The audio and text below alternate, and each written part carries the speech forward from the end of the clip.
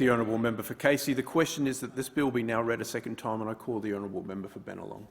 Thank you, Deputy Speaker. I'd like to thank the member for Casey for his contribution, because he's outlined in a quite succinct way his four-step plan.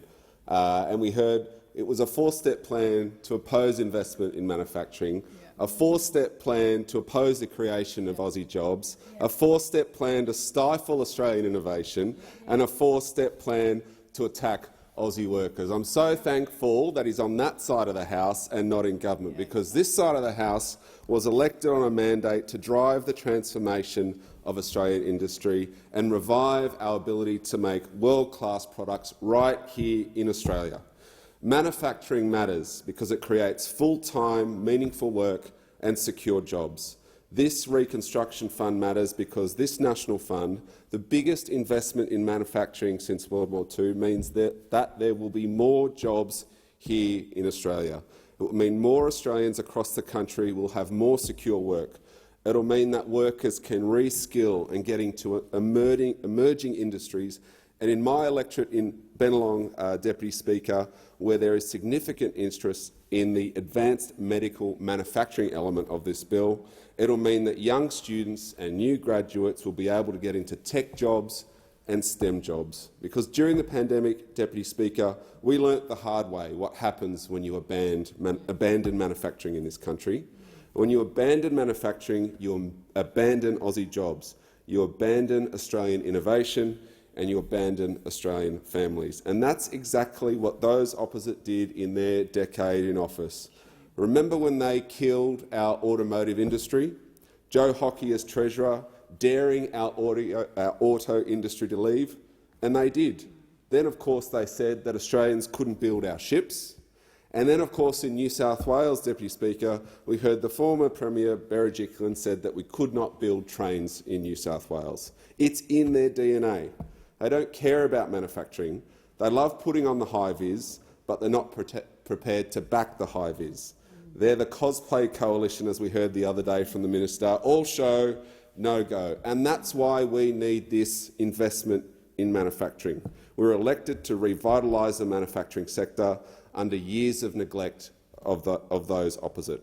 This $15 billion fund is a key platform to support, diversify and transform Australia's industry and to create sustainable, well-paying jobs. Well-paying jobs that will help families pay the bills, that will help families get ahead. And the way that this fund is proposed to operate is incredibly important.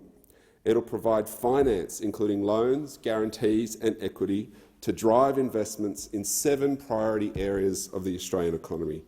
These priorities leverage Australia's natural and competitive strengths and support the development of strategically important industries and shore up our crucial supply chains, the main driver of inflation at the moment.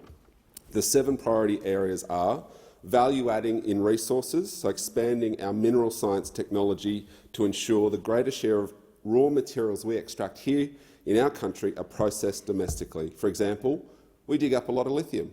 We should be making batteries right here. Value add in agriculture, forestry and fishery sectors, unlocking the potential to value add like in food processing, textiles, clothing and footwear. Transport, of course, developing capabilities in manufacturing of cars, trains, shipbuilding and, of course, batteries for cars.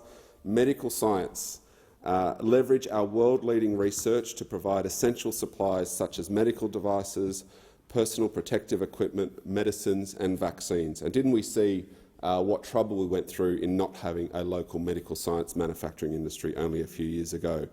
A huge investment in renewables and low-emissions technologies so that we can pursue commercial opportunities to make components for wind turbines, productions of batteries and solar panels, that we can have new livestock feed to reduce methane emissions, that we can modernise the construction of steel and aluminium, that we can make hydrogen electrolyzers, and that we can have innovative package solutions to reduce waste. This fund will also invest in our defence capability, maximising sourcing requirements from Australian suppliers, employing more workers in this industry, whether they be in technology, infrastructure or skills, and it will do key engineering enabling capabilities in data science, software development, including AI, robotics and quantum. And these target areas will have allocated funding in each of them. $3 billion for renewables and low emissions, $1.5 billion for medical manufacturing, $1 billion for value adding in resources, $1 billion for critical technologies and advanced manufacturing, and $500 million in agriculture, forestry, fisheries and food. It'll target projects that will help Australia capture new high-value market opportunities to help our businesses grow and succeed, both in the economy of today and tomorrow. It's an investment in now and an investment in the future. This includes NRF finance to grow advanced manufacturing and support businesses to innovate and move up the ladder. And as a co-investment fund, this looks to draw in investment support with super, venture capital, private equity sources, crowding in investment to help create high-quality, sustainable industries and jobs. There is an opportunity to discuss lessons around targeting investment to support manufacturing capability in our regions to make sure they also benefit from sustainable economic growth. And importantly also, it's modelled on the very successful Clean Energy Finance Corporation. This bill, if passed, will establish the NRF as a new corporate entity. Importantly, it will be administered at arm's length of the government by an independent, skills-based board appointed jointly by Ministers for Industry and Science and the Minister for Finance. And the government of the day will provide guidance on expectations and policy priorities as is appropriate. The board will make independent decisions on who to invest in and what to invest in and manage its investment portfolio to achieve objectives and importantly, to bring a return to the Commonwealth. Importantly, and I want to stress this board will be free from political interference. There will not be a colour-coded spreadsheet in sight. There won't be a member of the National Party who will be there to change the rules without telling anyone. There won't be a Prime Minister that can oversee a program that targets Liberal seats. And this is such an important point to stress, particularly now, Deputy Speaker, after what we've seen from John Barilaro and the New South Wales National Party, because we've seen there and over the past decade how those opposite treat these funds and treat taxpayers' money. That will not be able to happen under this bill. We've seen how they reward their mates rather than the communities and industries that desperately need this investment. They desperately need it. And we learned in New South Wales recently how John Barilaro's office intervened in a $500 million bushfire economic recovery program, effectively excluding Labor electorates from urgent bushfire recovery funding. Co-funded by the federal government, $250 million of taxpayer money used as a slush fund for Liberal and National electorates. Electorates like Macquarie, which includes the Blue Mountains, didn't receive a cent of this crucial economic disaster funding. And the report that was released is damning. It states the administration process lacked integrity, given it did not have sufficiently detailed guidelines, and the assessment process for projects lacked transparency and consistency. That's not the case for this fund, Deputy Speaker. Inbuilt in the legislation are transparency measures, and the board will be held accountable to this parliament. It will be the National Reconstruction Fund, not the Nationals Reconstruction Fund. They'll be independent. For too long, while those opposite were in government, decisions were made that were the interests of the coalition, not in the interests of Australia. This bill prevents ministers from directing the NRFC board to make in it a particular investment and ensures that the board can act independently and make the right investment decisions. The board will also be required by this bill to take all reasonable steps to ensure the Reconstruction Fund and subsidiaries comply with the directions of the mandate, and importantly, it will require the board to have a return to government. I'd like to focus on just one part of this investment mandate, and that's the minister's priority in advanced medical manufacturing. Many in this place would know that the member for Bennelong is usually referred to the member for Peel Hill. There are plenty of advanced medical manufacturers and companies in my electorate. Some of the world's largest and most innovative medical and medical device companies are based not too far from my electorate office. We have organisations like Sanofi, whose head office is, as I said, located just not too far from mine.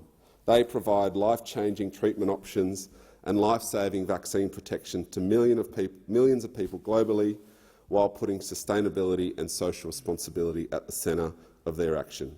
They have a huge pipeline of new therapies, undermined by commitment to clinical research and a development to transform the practice of medicine. And recently, they partnered with the Palaszczuk Queensland Government, the University of Queensland and Griffith University to establish a global science hub here in Australia. Like many of the businesses based in Bennelong, they have welcomed the announcement and consultation of this fund.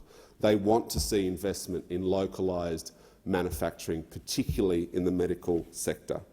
They also note that the NRF has the potential to reshape Australia's healthcare ecosystem by demonstrating that this government is willing to invest in transformative medical science. And what will that do for jobs and for those studying science in universities? It will provide them for a pathway to make things here and to design some of these advanced medical products right here in Australia.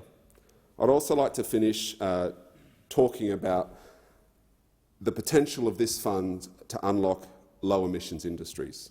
Australia is rich with valuable critical resources, resources we could have rightly expected to be used to build our manufacturing base, to add value and create jobs here in Australia.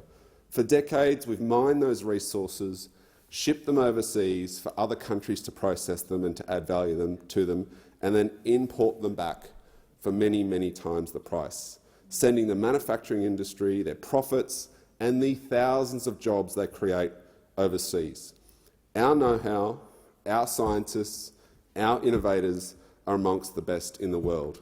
Solar cells were invented here, but today 87% of the world's cells are made in one country. And in the next 3 years, that number will be 94%. As the world urgently focuses on decarbonisation and transition to renewables, our technology, our minerals will play a vital role in not only meeting our targets to reduce emissions by 43%, but the world's targets. Australia will help the world deliver emissions reduction.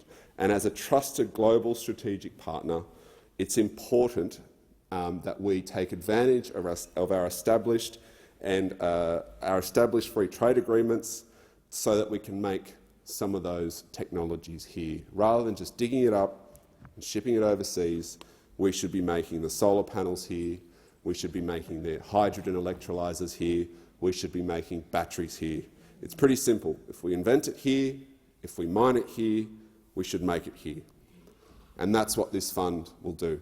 This fund will start up those industries in important medical manufacturing and low emissions technologies, because we've seen what happens when Australia fails to back itself and fails to back its workers.